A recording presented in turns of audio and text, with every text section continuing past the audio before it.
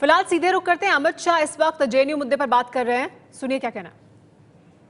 और इस प्रकार की गतिविधि के बारे में भारतीय जनता पार्टी चिंता भी व्यक्त करती है। जहां तक भारतीय जनता पार्टी का सवाल है, हम मानते हैं कि देश की जमीन पर, देश के किसी भी हिस्से पर इस तरह की देशद्रोही गतिविधियों को सहन नहीं करना चाहिए, न सहन किया जाएगा। उससे भी ज्यादा चिंताजनक बात यह है कि कांग्रेस पार्टी के राष्ट्रीय उपाध्यक्ष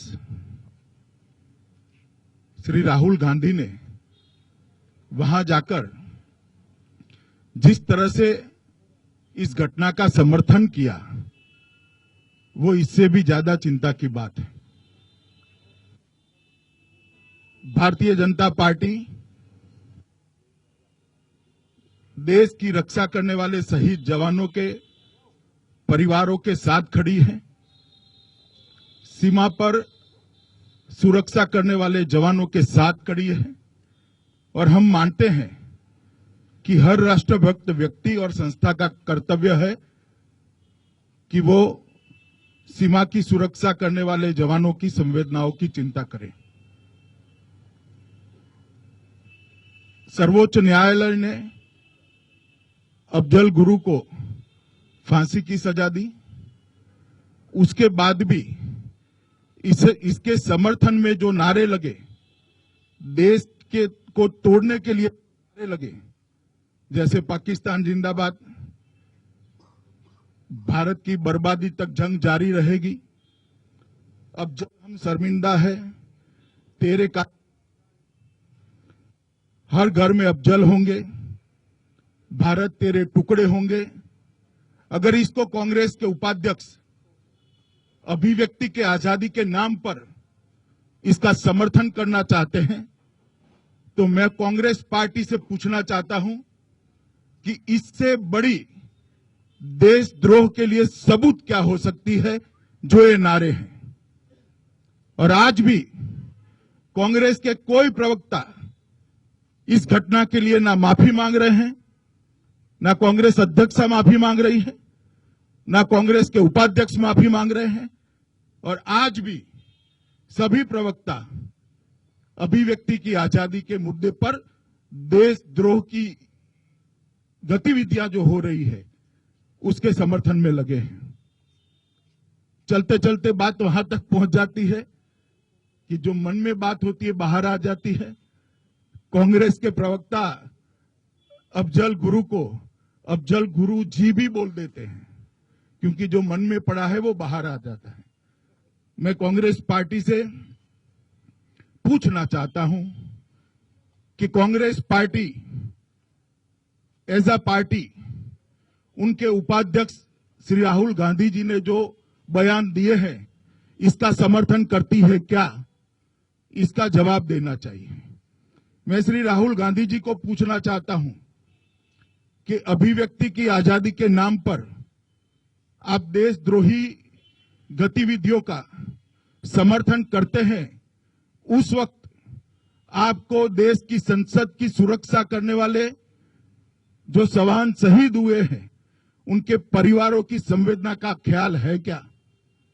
सियाचिन में -50 डिग्री टेम्परेचर में देश की सुरक्षा करते करते बर्फ के अंदर गड़ जाने वाले, शहीद होने वाले जवानों की परिवार की संवेदना की चिंता आपको है क्या? कब तक वोट बैंक की राजनीति करते रहेंगे?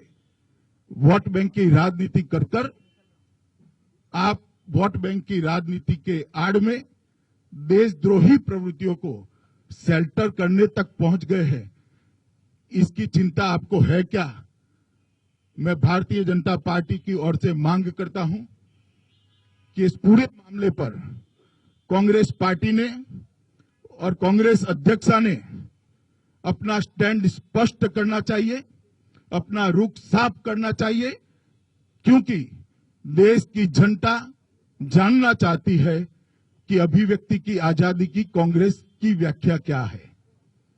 देश की जनता जानना चाहती है कि छात्रों को अपनी बात कहने देने का मतलब हिंदुस्तान के टुकड़े करने की मांग। देश की जनता जानना चाहती है कि अभिव्यक्ति की आजादी का मतलब अफजल गुरु का समर्थन है।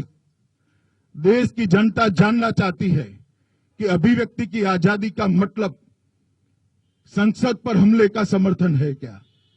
और कांग्रेस पार्टी देश के सर्वोच्च अदालत ने जो फैसला लिया है उसको मानती या नहीं मानती है। ये सारी स्पष्टता कांग्रेस पार्टी ने देश के सामने करनी चाहिए।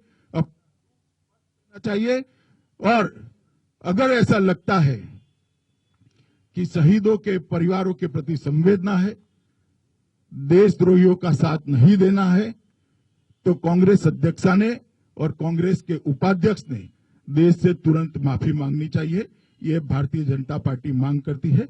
धन्यवाद।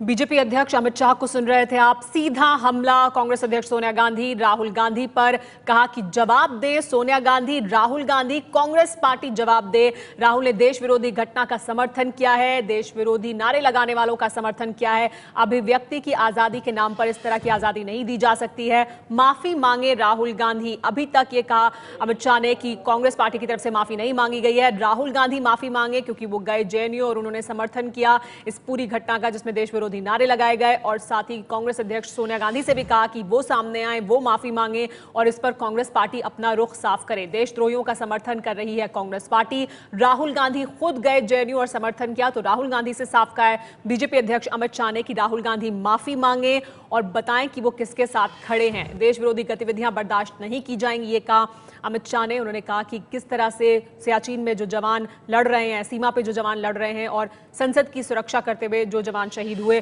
उनके परिवारों की संवेदनाओं का क्या ख्याल नहीं है कांग्रेस पार्टी को, राहुल गांधी को। लेकिन सीधा हमला किया राहुल गांधी पर।